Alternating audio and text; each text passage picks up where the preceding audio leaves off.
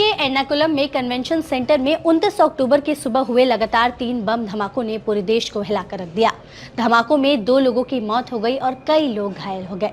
बता दें, ये धमाका यहोवा साक्षी संप्रदाय के लोगों के प्रार्थना सभा के दौरान हुआ। यहोवा के साक्षी एक ईसाई संप्रदाय है, लेकिन इनके सिद्धांत और विश्वास बिलीफ ईसाई धर्म से बिल्कुल अलग है। मामले में नया मोड़ तब आया जब डोमिनिक मार्टिन नाम के एक शख्स ने खुद को इस घटना का जिम्मेदार बताया और उसने पुलिस के सामने खुद को सरेंडर भी किया। पुलिस के आगे सरेंडर करने से पहले मार्टिन ने फेसबुक पर लाइव आकर कहा कि उसने यहोवा साक्षियों की मंडली पर हमला उनकी राष्ट्र विरोधी आदर्शों के कारण किया। उसने कहा कि उन्होंने यहोवा साक्षियों का गुमराह करने वाला आंदोलन देखा और उसे ठीक करने की कोशिश की। तो पहले आप मार्टिन की ये पूरी वीडियो देखिए। मेरा नाम मार्टिन है। आप सभी हाल के घटनाक्रम को जानते हैं। यहोवा के साक्षियों द्वारा सम्मेलन में एक बम विस्फोट हुआ, जिसके गंभीर परिणाम सामने आए। मैं पूरी तरह से इस ब्लास्ट की जिम्मेदारी लेता हूं। मैंने ही विस्फोट को अंजाम दिया है। ऐसा क्यों किया, इसी के लिए ये वीडियो बनाई है। मैं 16 साल के यहोवा साक्षियों के आंदोलन का हिस्सा रहा हूँ। पहले मैं इतनी गंभीरता के साथ इस संप्रदाय से नहीं जुड़ा था, लेकिन पिछले 6 साल में मुझे ये एहसास हुआ कि ये आंदोलन गलत रास्ते पर जा रहा है और ये जो सिखा रहा है वो देशद्रोह है।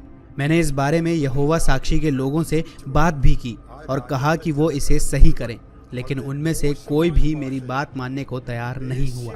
फिर मुझे समझ में नहीं आ रहा था कि क्या करूं। मुझे बस इन लोगों की इस गलती का जवाब देना था, क्योंकि मुझे साफ साफ समझ आ गया था कि ये आंदोलन देश के लिए खतरा है।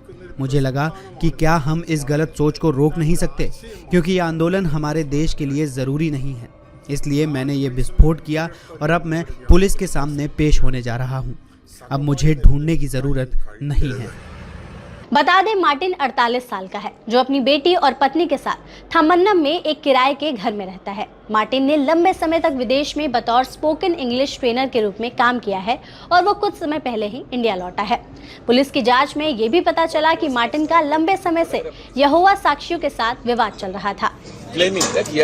सूत्रों ने यह भी बताया कि मार्टिन ने 6 महीने पहले ही धमाके की तैयारी शुरू कर दी थी और इंटरनेट से उसने बम बनाना सीखा था। मार्टिन के मोबाइल फोन में इससे जुड़े कुछ फुटेजेस मिले हैं।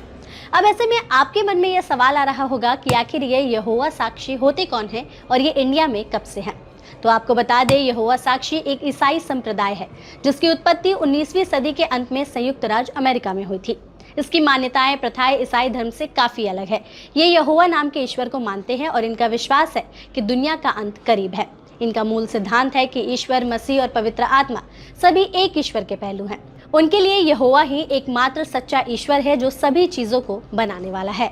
अमेरिका से शुरू हुए यहोवा साक्षी अब दुनिया भर में फैले हुए हैं और भारत में करीब 950 मंडलियों में इनके 56,000 से ज्यादा सदस्य हैं, जो बाइबल पढ़ाते हैं। वो अपनी धार्मिक मान्यताओं और बाइबल में लिखी बातों का लोगों के बीच प्रचार प्रसार करते हैं।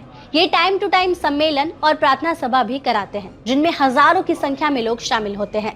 उनका मानना है कि दुनिया का अंत निकट है, लेकिन एक सरकार स्वर्ग से हुकूमत करती है और ये सरकार दुनिया की सभी सरकारों को हटा देगी और इसके बाद धरती पर वही होगा जो इनका ईश्वर चाहता है। इस संप्रदाय के दुनिया भर में 85 लाख से ज्यादा फॉलोअर्स हैं। इतना ही नहीं, इन्हें भारत के संविधान द्वारा सभी अधिकार मिले हुए हैं। इसमें अपनी धार्मिक मान्यताओं का अभ्यास करने, धर्म का प्रचार करने जैसे सभी अधिकार शामिल है।